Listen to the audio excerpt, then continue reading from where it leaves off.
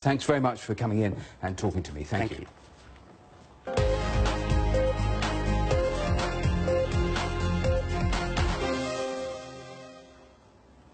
Now, behind me is the phenomenon physicists call the electric honeycomb. It's been known about for decades, creating that distinctive, beautiful pattern. But my next guest did something no one has done before, which is to photograph the movement of the ions that created that stained glass effect.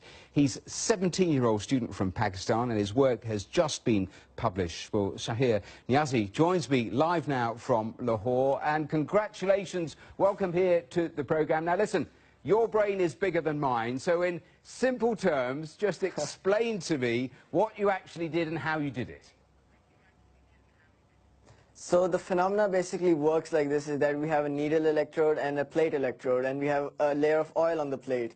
We pass a high voltage through the system, which creates ions at the needle point, which go towards the ground electrode to gain their electrons back. But since oil is not a conductor, the ions do not get the electrons back that easily. So an electrostatic pressure builds up on the layer of the oil, and soon a point reaches where the oil just moves away because of the pressure, and the ions ground at the plate. So what happens is that the oil does not like that it should be applied so much pressure on it. So everything in nature wants a state of equilibrium and stability. So what it does is that it creates these hexagonal patterns. The hexagon is basically the most stable structure in the universe, found in many other things even.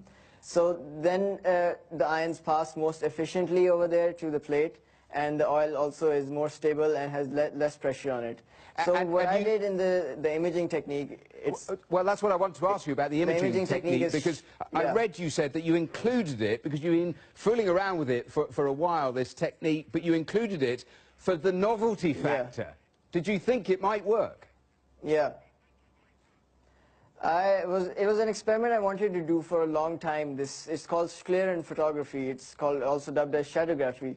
So I had the setup made, and I thought that why not put this setup in it, because we had the heat gradients related, which I also added in my paper. So I thought, because the method of photography was to measure heat waves basically. So I had an idea that maybe it will work, and when I actually put it in the system, it did actually show me the ions coming down in the form and heating up the residual heating up the air in the process. And we're seeing that photograph. We're seeing that photograph on our screens. How exciting potentially is something like this? Because I read you mention biomedicines, printing. How can this be used, do you think?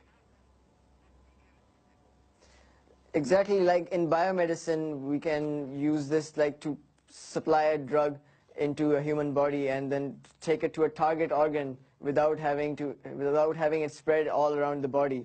And then it's used in printing, as it can, like, you can control the spread of a droplet of oil using these electric fields. Now, there was a lovely quote I read that you wrote. You made the point that Isaac Newton was 17 when his first paper was published. You were 16 when you actually got the letter of acceptance. I mean, you must feel terribly proud, both for yourself, for your country. You'd gone to this international competition to be published. Yeah. Yeah, because like, it was my goal and my mother's goal. Like, it was her dream that I get my paper published at a young age, so that I can get this experience, that how research is like handled in the public, how it's handled out there in the real world. So it was like quite an experience for me, when it was quite like, it's just like when a researcher and his research is the research is like the researcher's child. So having it accepted is like having his child praised. So it's like quite a feeling to have. Have you always experimented? I read that by the time you were 11, you were doing online courses because you found classroom work rather boring.